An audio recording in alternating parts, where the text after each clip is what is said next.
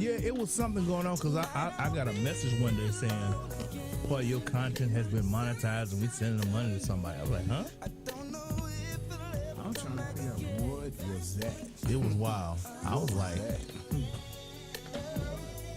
I don't know. It was different. Yeah.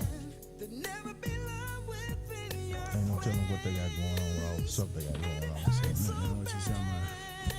You know, they're trying to regulate everything right now. I see that. Okay, well, Ready when you are. You seen this from a colleague?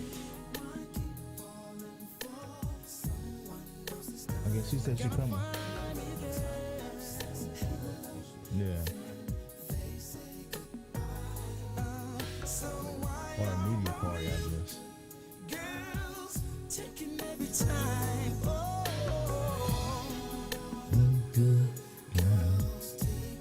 Somebody tell me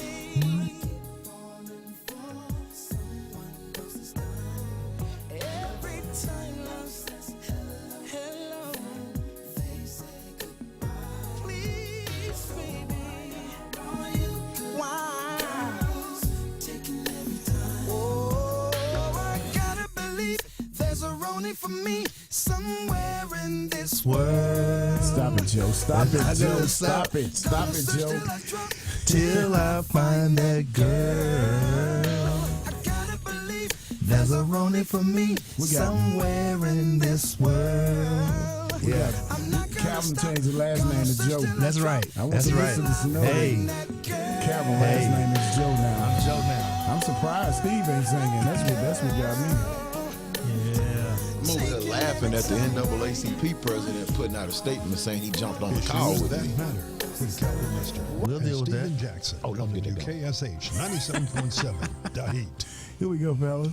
And we are here. We're here. It is 97.7 Heat WKSH, and we are thankful to be here. This is Issues That Matter. I'm Calvin Lester. That's Stephen Jackson. We thank you for beginning your Black History Month with us in 97.7 Heat.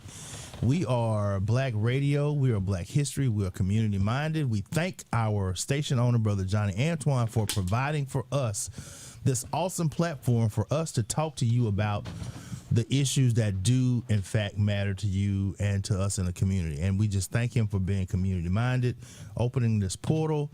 And listen, folks, in the days that we living in, we're going to have somewhere where we can sit down and talk about all of the stuff that's going on, whether it be in Baton Rouge, Washington, D.C., or in Shreveport.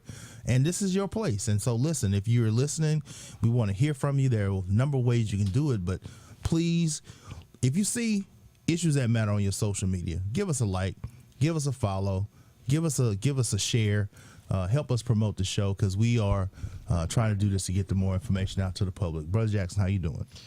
Man, I'm doing well. I want to thank everybody for listening in. It's a great Tuesday, a little warmer than expected, but it's a great Tuesday. I'll echo what you said. Thanks to johhny B for his always just having this community-minded radio and having it where folks can reach in and talk. And so we thank him so much for this opportunity. We don't take it for granted. If people want to call in, how can they participate? Sure, man. They can call us at 318-779-0459, 318-779-0459. That is a hotline. Or if you're watching on Beyonce's internet, on social media, you see us come across, send us a note in the chat, and we will definitely get to you. But first things we're going to do is get to some headlines. One of the headlines that I saw that was interesting today, there was been a lot of conversation about this whole renaming of the Gulf of Mexico. And I saw today where the president of Mexico made the point, and she's right, that you can only rename something that's in your purview and your power. And she made a point to say that the Gulf of Mexico only extends the United States international waters, or their grass only reaches 12 nautical miles. So anything beyond 12 nautical miles, you can't control. And she made the point that Mexico has plenty of those areas, and that she's prevailing on the folks at Google, because apparently Google is the one that's going to do it, don't go forward with this idea of changing the name of the Gulf of Mexico to the Gulf of America. So we'll see how that goes. Of course, none of this has anything to do with the price of your groceries or your eggs, but we're not talking about that. Brother Jackson, what you got? Democratic AGs are warning federal workers about misleading Trump buyouts. About misleading Trump buyouts. And so they're warning federal workers not to take that deal. They're warning federal workers not to take that deal. A coalition of Democratic attorney generals issued warnings to federal workers in their states on Monday about Trump administration buyout offers, calling the program misleading.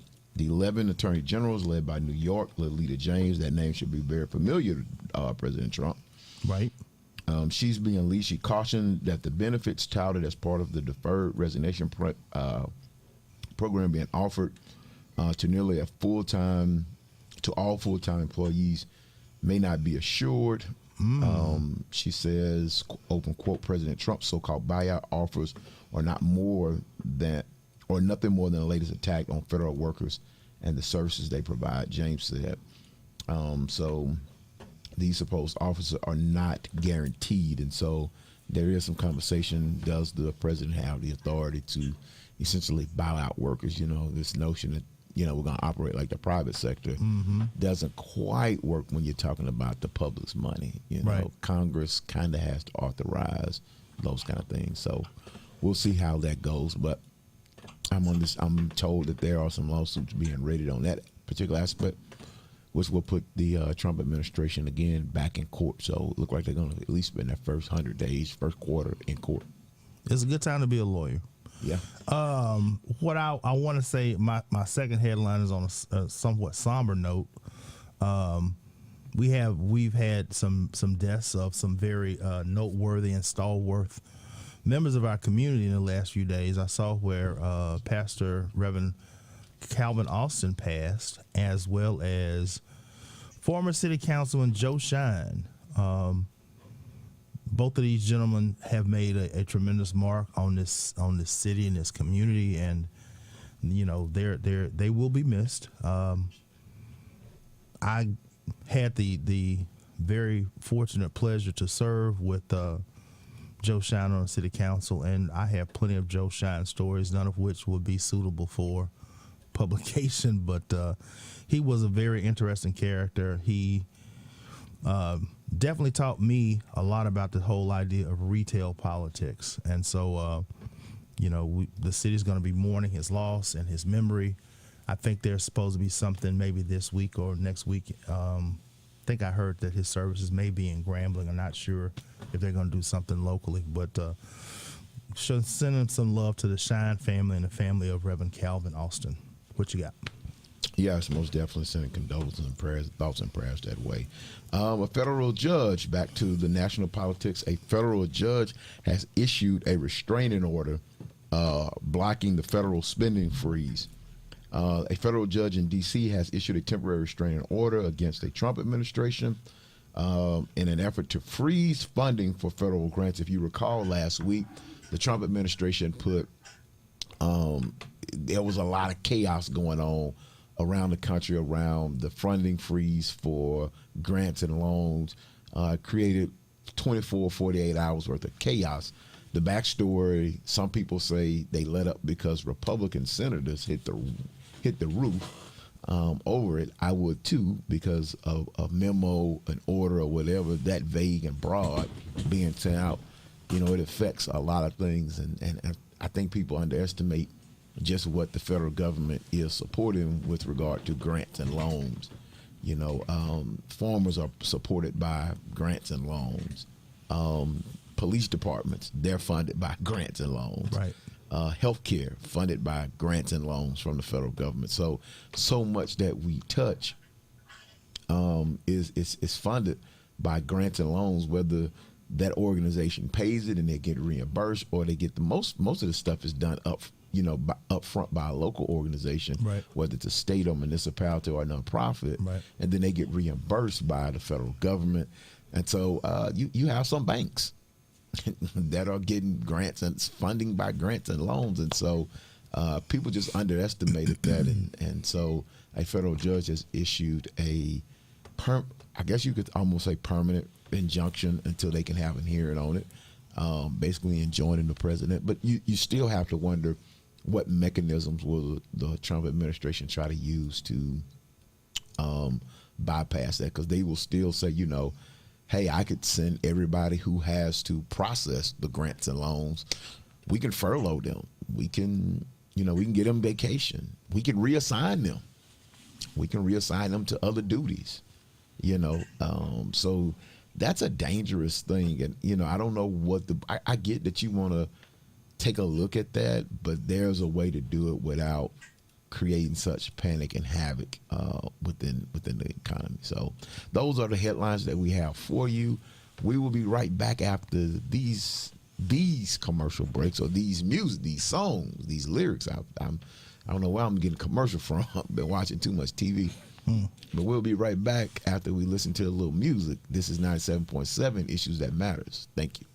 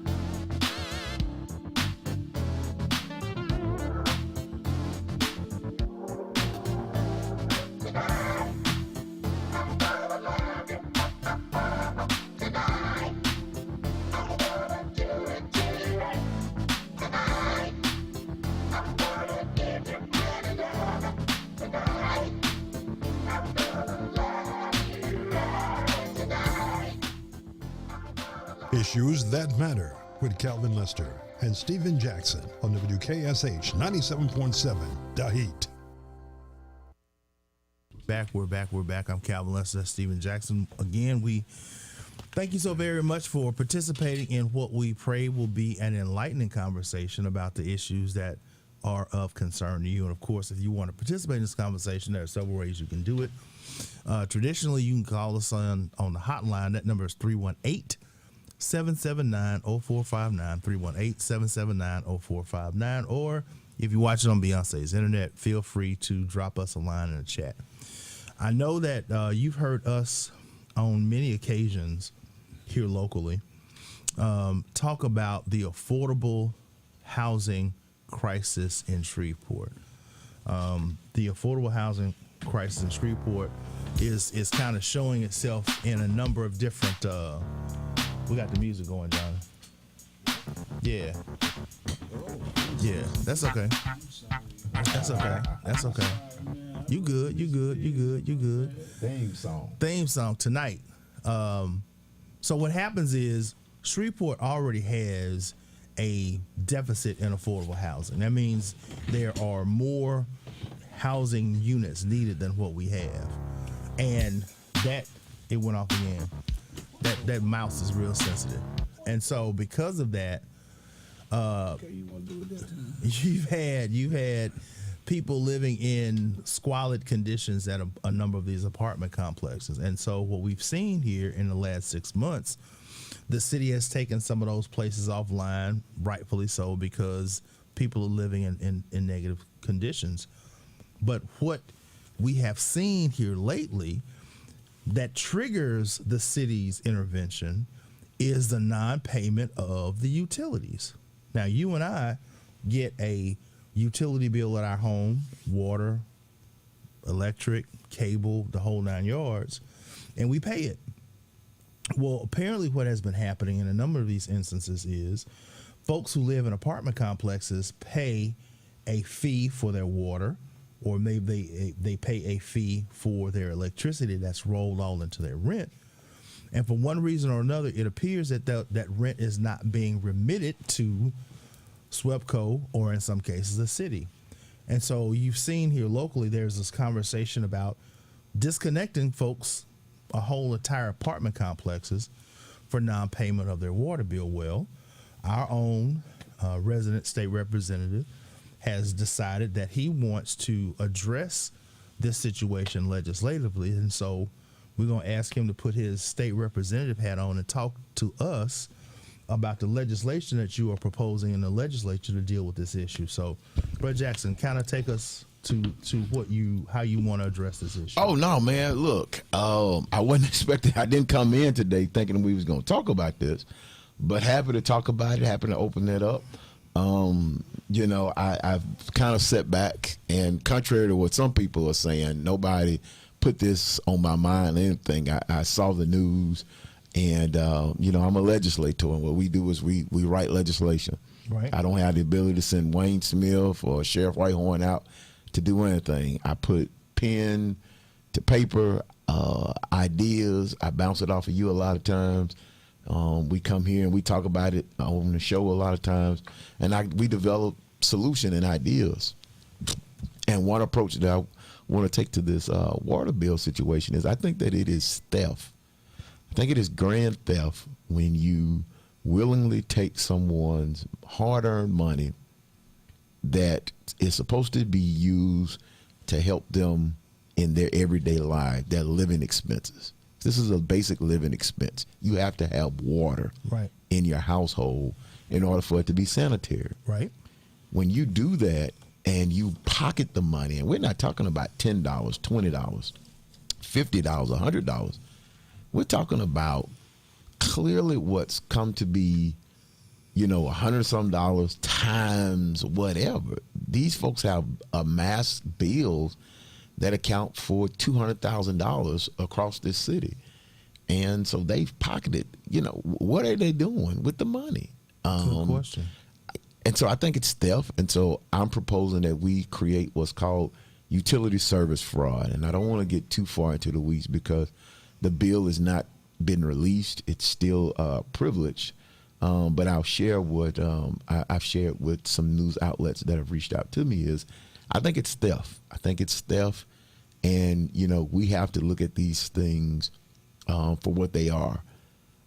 I don't know if I could go and be a caretaker for someone and I'm supposed to take care of them, or I enter into an agreement with them that I'm going to do these things with their resources. And so these individuals, and you're the lawyer, they have a contract, they have a lease agreement, they have an agreement that they're going to pay their rent, and a portion of their rent payment within their rent payment is the water bill.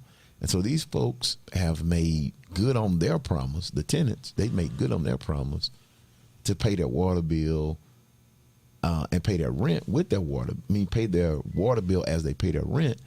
But the property manager or the owner or whoever is not remitting that payment to the city of Shreveport. And right now, we don't have a lot of teeth in state law to hold these individuals accountable. I'm not confident with the civil process. We saw how that worked out with the johhny. Right. And so the civil process is one thing, but I think what we need to try to figure out how we can do is make this criminal, because to me that's theft. Right. That's theft. If you say if Calvin Lester says, Stephen, I want to give you some, I'm on vacation or I'm at school. And my light bill needs to be paid. Right. And while I'm away, I'm trusting you that if I give you this money to go pay my light bill or my gas bill or my water bill, Right. you're trusting that I'm going to take, and I say, yes, that's what I'm going to do. Right. That's an agreement. Right. But if I take that and put it in my bank account Right. and just let it sit, or take it and go, To the boat. to the boat, or Wherever. buy another investment property with Right. it. I wonder where else is this guy that's what I would love to know. And so, and I guess we can get into this a little later. You can evade, just like the guy did with the johhny and those other apartments. You can Right. evade being served papers. Right. Serve my attorney, Right.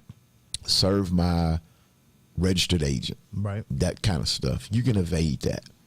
The guy with the johhny never had to step foot in the state of Louisiana. Right. But if we put a warrant out for your arrest, Right. your agent can't come turn him or herself in. Right. They can't come turn themselves in. No. You've got to come turn yourself in now, Right. because you are the principal officer of this organization. And don't think that your agent is going to come turn themselves in. Oh, I'll just take the fall for it. No. No. We're putting a warrant out for your arrest. Right. For this is enough. I don't know why the feds hadn't got this yet. I mean, you can make the argument. It's wire fraud all day. I mean, you can make the argument, the fact that someone is in another state and they're monies is remitted to them through technology, and they're not paying for it. That person is committing wire fraud, particularly the fact that if you can show that the money is going back to them in one of their accounts, Right. which it probably is, right? But you're right. I appreciate where you're going with this, because I think at the end of the day, there needs to be a level of accountability for these actions. Your point is very well taken. Folks are working hard every day. The costs are high. If I'm doing what I'm supposed to do and I'm paying my rent and I'm giving you what I need, I shouldn't have to worry about, or my utilities going to be cut off because you didn't pay what I gave you. And so, there should be some consequence that attends to you basically taking my money and not doing what you were supposed to do with it. And so, I think this is a really good idea. I know that there are some hurdles that you're working through, and we don't need to get into the weeds on that, but I just think it's important for people to see what I'm going to call solutions-based government. I think at its best, when you are a legislator, whether you are at the parish level, whether you're at the city level, the state level, or the federal level, part of your job beyond the procurement of resources for your district is to find ways to move the needle to help people with their problems.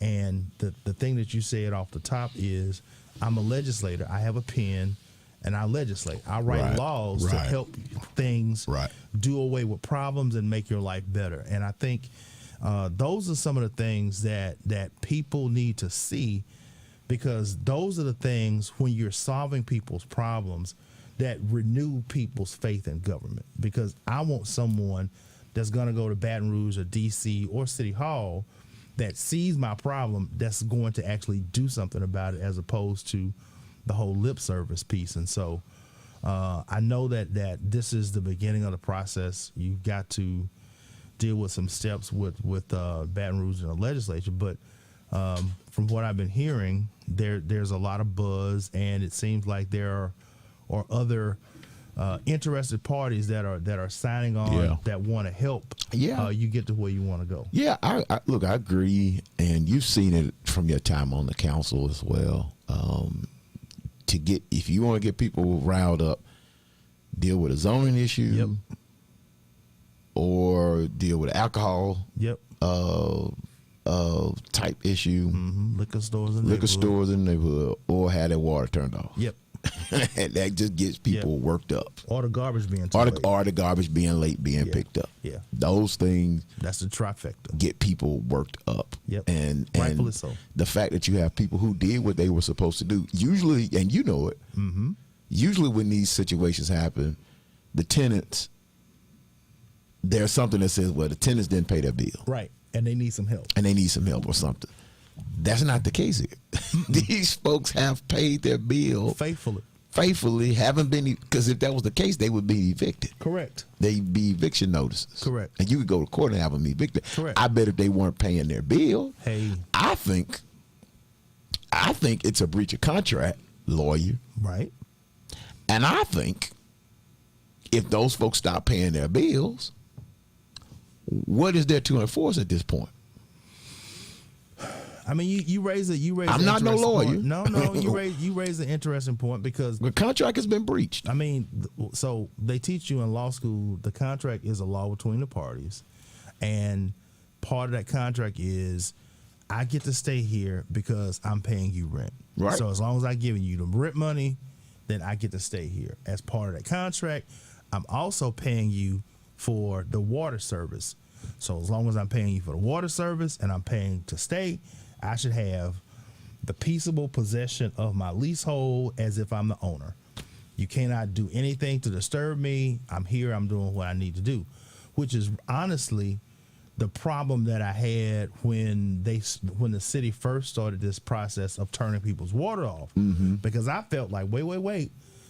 Those folks have a contract with the property owner. They did what they were supposed to. Right. By you turning their water off, you're punishing them. You're punishing them, and you're basically making their home uninhabitable, or you're denying them the use of their property, which is, I think, violative of their constitutional rights and their right that they have in the contract. Because one of the things that you have, uses, fruitus, and abuses, which says I have the right to own this or use this property as an owner. Only thing I can't do is sell it. And you can't interrupt the peaceable possession of my property. That's the whole deal when you got two neighbors and somebody puts a tree up in front of their line. If you live at the lake, no, you can't put your tree in my site because I bought this house so I can look at the lake. You are, abusing my leasehold. And so when the city started this whole deal where they were turning people's lease, wait. Right. You can't have an apartment without water. You turning that water off, you're not even part of that contract. Right. The agreement is between them and the property owner. Now, the property owner you have an issue with the property owner. You have to find a way to deal with the property owner without abusing me because I'm a third party to this contract. Right. I don't understand why the Black Lawyers Association in over there every day lined up getting the class action lawsuit. I'm calling out the Black Lawyers Association on this radio show right here, right now. Somebody should be over there trying to figure out how to get a separate civil case, because I think those tenants have a claim and they all should come together, right, and file a lawsuit against his owner. He has breached the contract. And because he has been derelict, ghosted, or whatever, right. I think they have a right to go ask the city. I think they have a right to go ask a judge to enjoin the city from turning off the water because they held up to their end of the bargain. Y'all need to go punish the land. Now, let me give the city, the mayor, whoever came up with this plan, they're gonna, if the owner doesn't pay in 10 days, if the stuff isn't settled in 10 days, they will have to, I think they're going to go to this process of declaring it in 30 days. They're going to declare a notice that's a public health emergency or whatever, some emergency case. Right. And then after those 30 days, they're going to allow people to use the water between 6 a.m. and 8 a.m. or 6 p.m. and 8 p.m. Right. And if that's what you got to do, I get that. Right. But, you know, I mean, good Lord. No, I mean, Are you really for to have somebody from the water department sitting there at 6 a.m. between? I mean, don't we have other things to do? we do. I think what it really. But I at least appreciate the attempt to show some mercy. No, I think the city was put in a really bad spot by these landowners. But I think that they are trying to come up with what they believe is a reasonable accommodation. But I think you're still right. If I paid my rent, I should not have any interruptions for my water. And the question becomes, from the legal perspective, how do I put a number on the peaceable possession of my house and being denied that?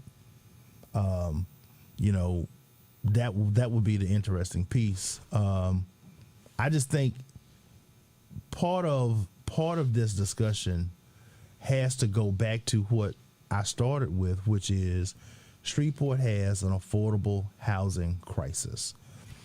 When you don't develop more attractive, newer, upline affordable housing With local ownership, what happens is the slumlords are able to. Because this man live wherever in New York. New York.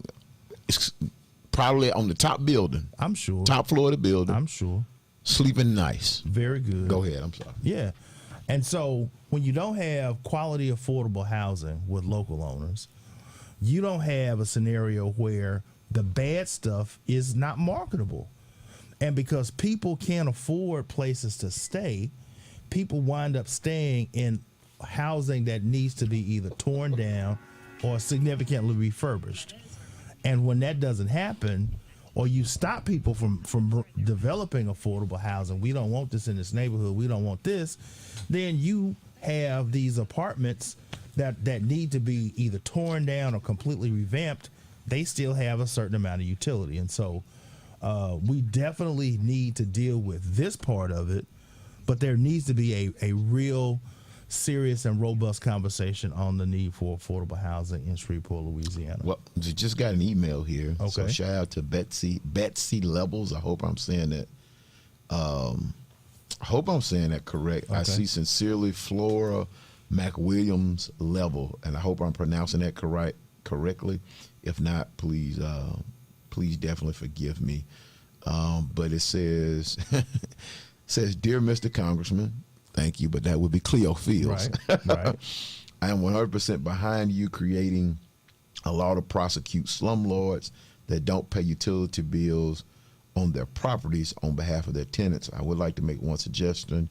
Make it $100,000 fine per affected tenant.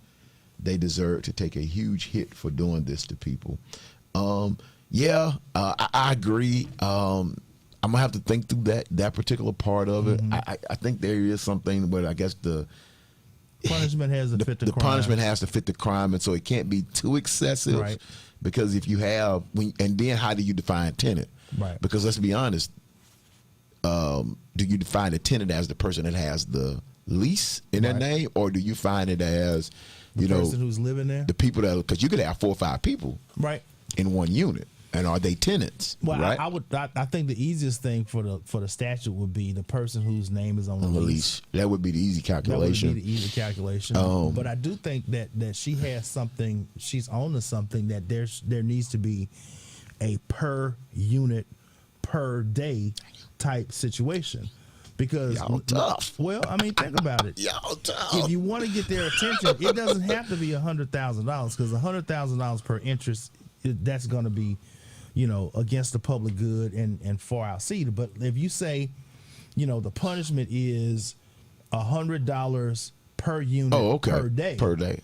Then if you have an apartment complex with 50 units or 100 units, times $100, that's $10,000. Well, the way the statute is Per written day. now, it's up to 100,000. I think I'm going to put just a minimum. Is what I'm going to set a minimum, $50,000, because the mortgage utility fraud has a minimum, and you can't be fined not less than 50, not more than 100,000.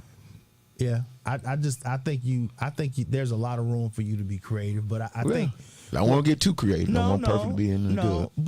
But what you want to do is, because you have 104 more other eyes that have to look at this, and then another 39. So don't get too creative. No, but I'm just saying. I think the question that she or the point that she raises is, if you make the punishment such that it's severe, and you know that's coming.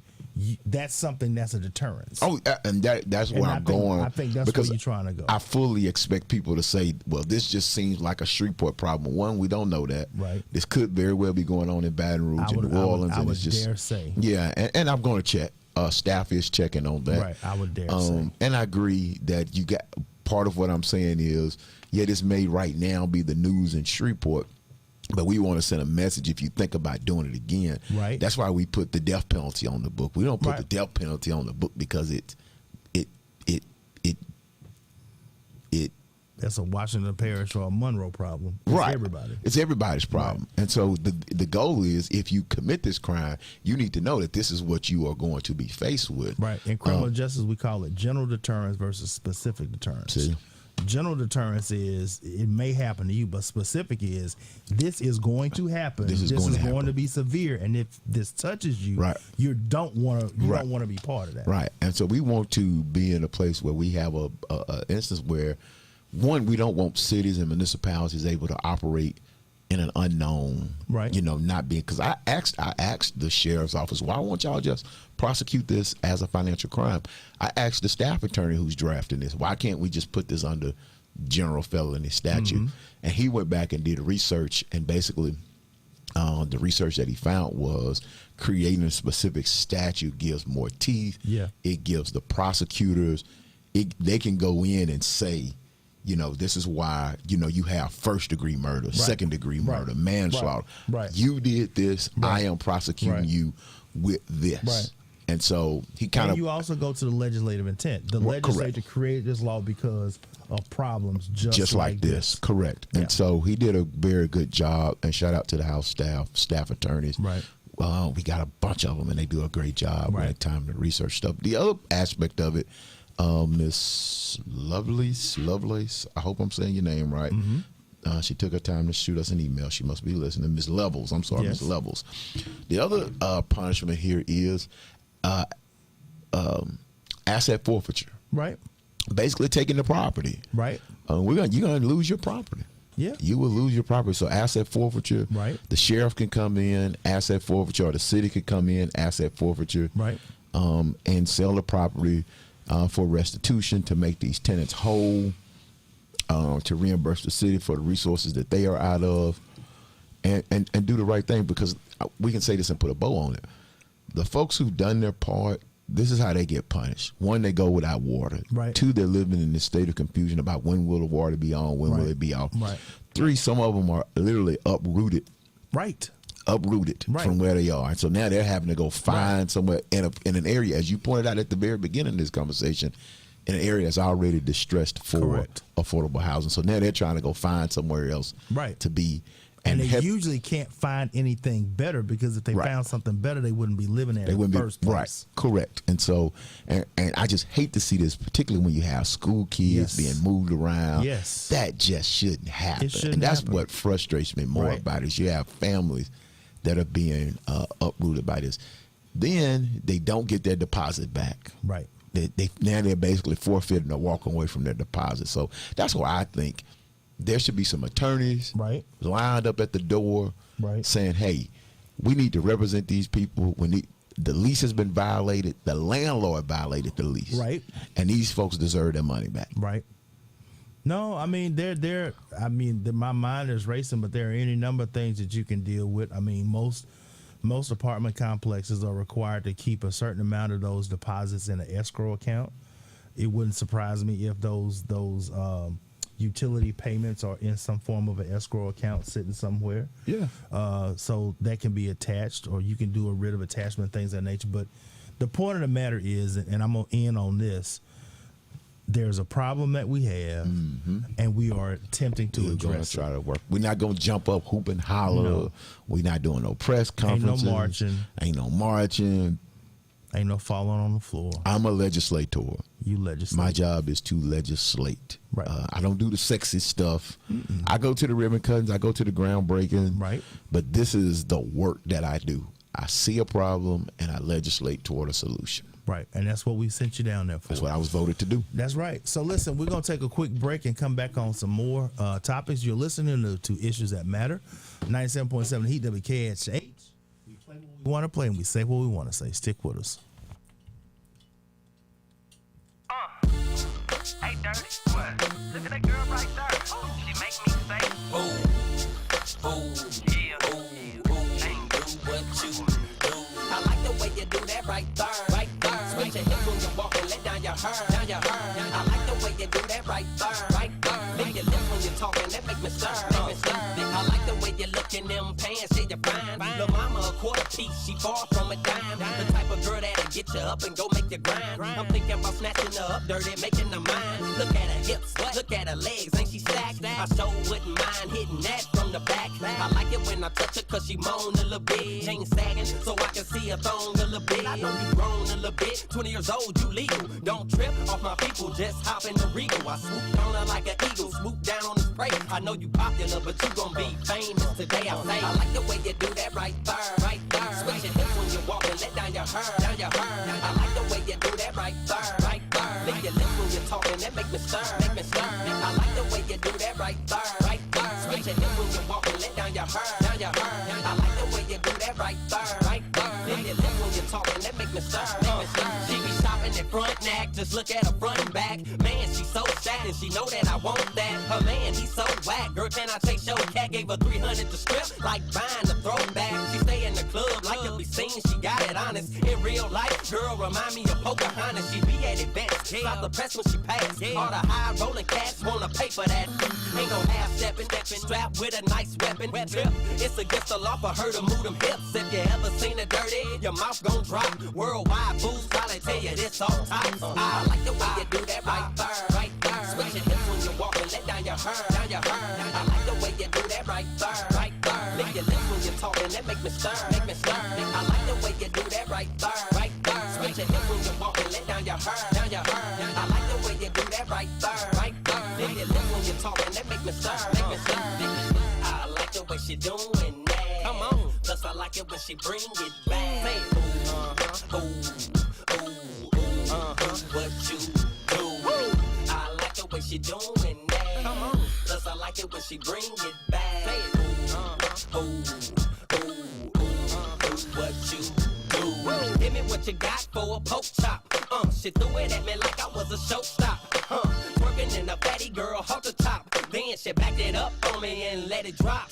Make it hot, boing like a bunny. Girl, can I touch you where it's sunny? Her appearance will make you give us some money. She's supposed for Sports Illustrated. Issues That Matter with Calvin Lester and Stephen Jackson on WKSH 97.7 The Heat.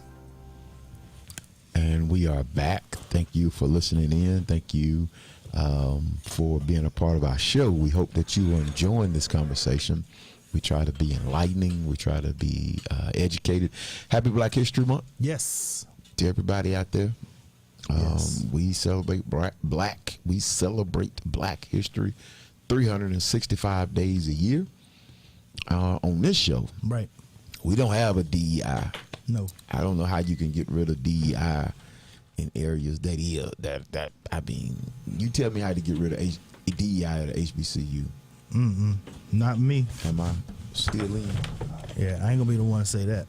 You tell me how to get rid of DEI at a HBCU, and I think you deserve a Pulitzer Prize for that. But Yeah. it's not possible. So Yeah, I got a prize for you. You probably won't like it. right, Yeah. hey, you got to Yeah. shut the HBCU down Right. to get rid of DEI there. And we ain't doing it. So Yeah. So what you got?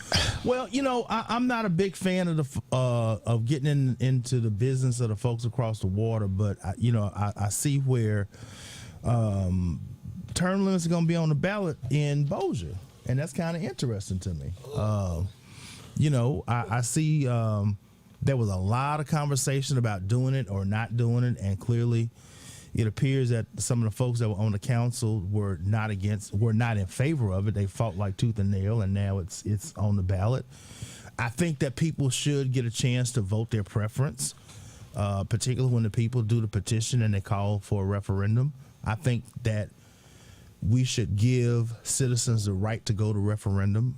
If you are able to get the signatures and put it on the ballot, I think you should do it. So, but now, having said that, I'm not a huge fan of term limits. Okay. I was waiting for you to get to that point. Yeah. I'm not a huge fan of term limits. I'm gonna tell you why. I think government is the only position that I know of where we are excited about people who running something that have no idea what it's about. You would not let the person that just got out of barber school cut your hair. You're not letting no intern do a surgery on you. You're just not going to do it. You want people that have demonstrated a level of expertise with your particular business to participate with that. Do I think that we need to get some of the resources so that everybody can run? Yes. Do I think that we need to compensate our elected officials because that's a real job and pay it like it's a real job? Yes. Do I think that they need to have the staff so they can do the job, particularly those legislators, so when I call, I can have somebody to handle my business? Yes.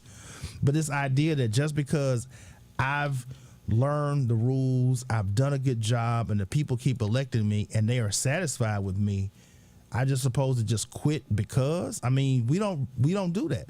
If you're an excellent teacher, you get to keep doing it until you decide that you don't want to do it anymore. And if the public does not like what I'm doing, every 4 years they get to grade my paper. And if 2 years, or 2 years, or 6 years, whatever the term is. And if I'm not doing a good job, my constituents send me home. They grade my paper. If I'm getting A's, why would you want me to start over? Let me tell you what happens with that.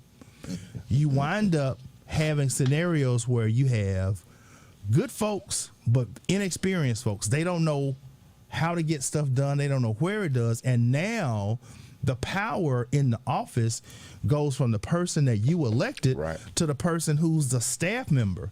To be honest, that's really what's at the root of why Trump is trying to deconstruct the federal government, because he doesn't believe that the people who have the expertise, that being the civil servants, should be having a bigger voice than the people that are elected.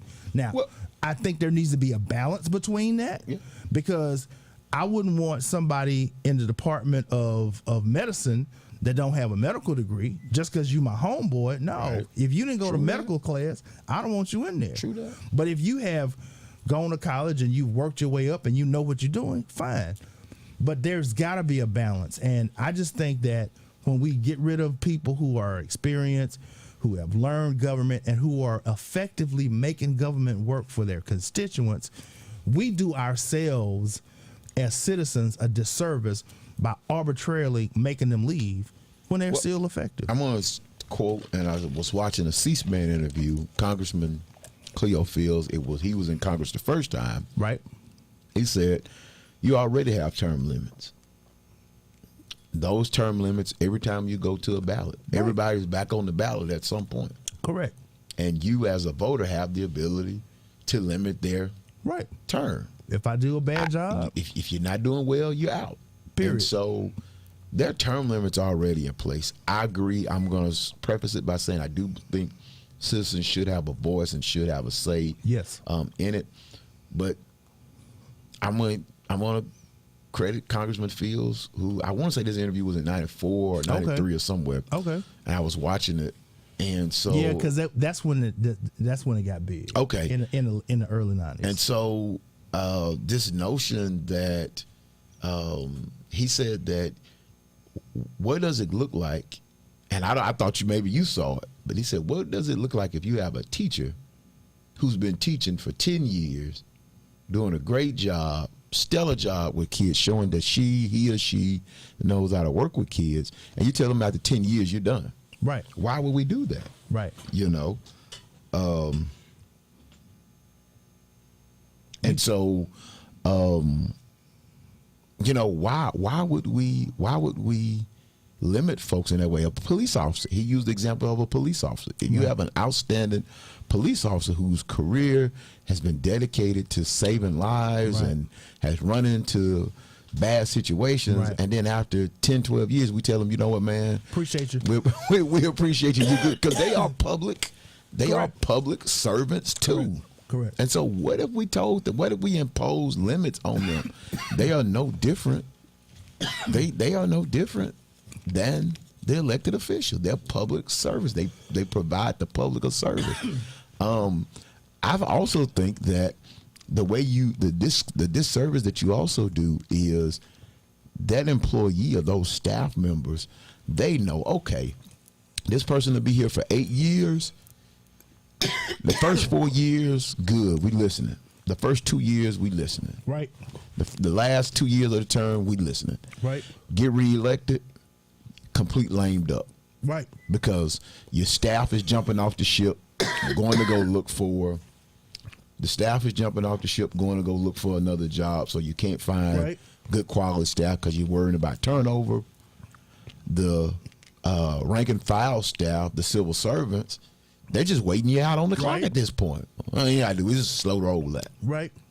And so you don't get good, effective public policy. Not good. I get it. If people are not doing what they need to do, get them out. Right. Get them out. Vote them out. If they ain't effective, hey, send them home. Go home. Right. Yeah. And so, you know, I think imposing legislative term limits,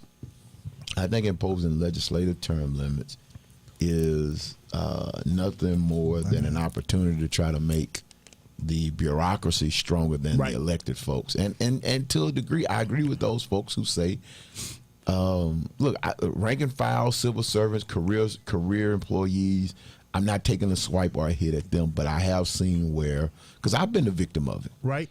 where I'm down there advocating for something, and the people who've been there just like, man, just put him on the clock and wait him out. In fact, I had to call it out at the meeting a couple times. Right. Like, oh, you just gonna wait me out? You know? I think there's a push and pull between the elected folks and the civil servants. And I'm not upset with that. There should be a balance. Because just because I want to come in as a new council person and I want to declare Keith Sweat Day and make everybody wear a Jerry curl, that shouldn't be what it is, right? There should be some order to the way we do things. But if I'm elected and I knocked on the folks' doors and the folks look me in the face and say, hey, we don't want any liquor stores in this neighborhood, it's my job to say, hey, I know they can put a liquor store here, but my folks said they don't want it. And I'm not in favor of that, period. Or at the same time, if there's something that my constituents say that they want us to do, then it should be to me to work my behind off to get the change and the result that the people voted for. Because if I don't get the change that people voted for, I'm not going to be there. So I should have that sword over my head that says, hey, if I can't deliver for my folks, I'm gone. And we should all be in the business of delivering for our constituents. So that's my thought. I know, people expect, we need term limits. No, we don't. What you need to do as a citizen is, if Representative A, B, C, D, E, F, G is not doing a good job, send them home. But if they are doing a good job, you need to support them. Simple as that. I think for us to do term limit, I think that takes some of the responsibility of the citizen away. And it puts us down a slippery slope where less and less gets done because the public is further and further away from these problems. And so that's my thought. Well, listen, you've been listening to Issues That Matter. This is 97.7 Heat. I'm Calvin Lester. That's Steven Jackson. We thank you for your kind attention. We hope and pray that this was an enlightening conversation. And we will be back on Thursday. Until then, have a great evening, and we'll see you Thursday. Have a great night.